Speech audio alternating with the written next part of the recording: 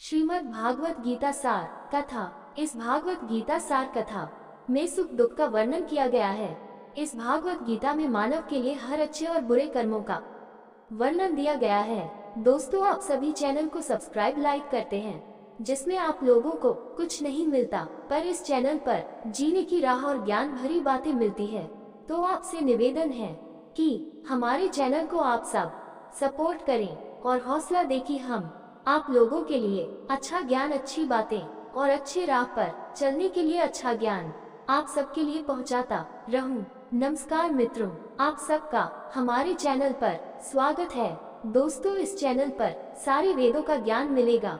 भगवद गीता अध्याय 6 श्लोक 7। जितात्मन प्रशांतस्य परमात्मा समाहित शीतोष्ण सुख दुखेषु तथा मानापमानयोः। जितात्मा प्रशांतस्य परमात्मा समाहिता शीतोष्ण सुख दुखेषु तथा मनापमानयोः।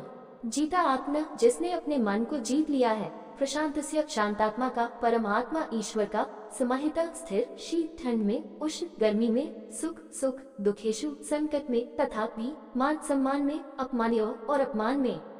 जितात्माना प्रशांतस्य परमात्मा समाहिता शीतोष्ण सुख दुखेषु तथा मनापमानयोः। अनुवाद: जो योगी मन पर विजय प्राप्त कर लेते हैं, वे शीत और उष्णता, सुख और दुख तथा मान और अपमान के द्वंद्वों से ऊपर उठ जाते हैं। ऐसे योगी भगवान के प्रति अपनी भक्ति में शांत और दृढ़ रहते हैं। श्री कृष्ण ने श्लोक 2.14 में बताया कि इंद्रियों और इंद्रिय विषयों के बीच संपर्क मन को गर्मी और सर्दी, खुशी और दुख का अनुभव कराता है। जब तक मन को वश में नहीं किया जाता, तब तक व्यक्ति सुख की कामुक अनुभूतियों का पीछा करता है और दुख की अनुभूतियों से दूर भागता है। जो योगी मन पर विजय प्राप्त कर लेता है, वह इन क्षणभंगुर अनुभूतियों को अमर आत्मा से अलग शारीरिक इंद्रियों के कार्यों के रूप में देखने में सक्षम होता है और इस प्रकार उनसे अप्रभावित रहता है। ऐसा उन्नत योगी गर्मी और सर्दी, खुशी और दुख आदि के द्वंद्वों से ऊपर उठ जाता है। मन केवल दो ही क्षेत्रों में रह सकता है, एक माया का क्षेत्र और दूसरा ईश्वर का क्षेत्र। यदि मन संसार के विषय द्वंद्वों से ऊपर उठ जाए, तो वह आसानी से ईश्वर में लीन हो सकता है। इस प्रकार श्री कृष्ण ने कहा है कि एक उन्नत योगी का मन। भगवद गीता अध्याय 6 श्लोक 8। ज्ञान विज्ञान तृप्तात्मा कूटस्थो विजितेन्द्रिय युक्त इत्युच्यते योगी समलोष्टाश्म कांचन। 1। ज्ञान विज्ञान तृप्तात्मा कूटस्थो विजितेन्द्रिय युक्त इत्युच्यते योगी समलोष्टाश्म कांचन।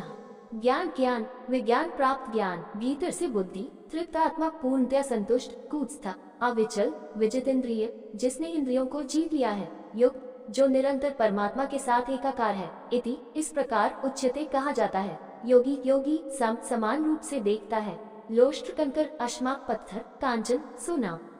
ज्ञान विज्ञान तृप्तात्मा कूटस्थो विजितेन्द्रिय युक्त इत्युच्यते योगी समालोष्टाश्मा कांचन। अनुवाद: जो योगी ज्ञान और विवेक से संतुष्ट है तथा जिन्होंने अपनी इंद्रियों पर विजय प्राप्त कर ली है, वे सभी परिस्थितियों में अविचल रहते हैं।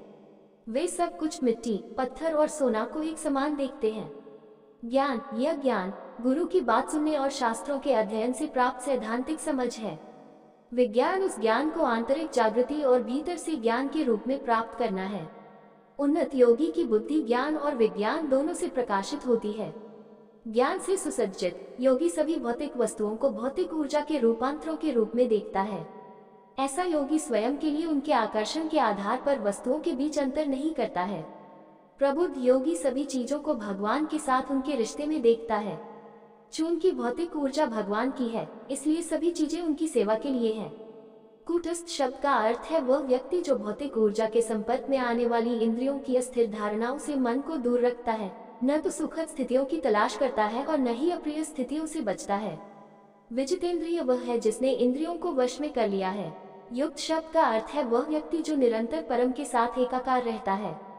ऐसा व्यक्ति ईश्वर के दिव्य आनंद का स्वाद लेना शुरू कर देता है और इसलिए वह तृप्तात्मा बन जाता है, या वह व्यक्ति जो ज्ञान के आधार पर पूरी तरह से संतुष्ट हो जाता है। दोस्तों, आपसे निवेदन है कि हमारे चैनल को आप लोग सपोर्ट करें। ये वीडियो अच्छा लगा हो तो लाइक शेयर सब्सक्राइब जरूर करें। धन्यवाद।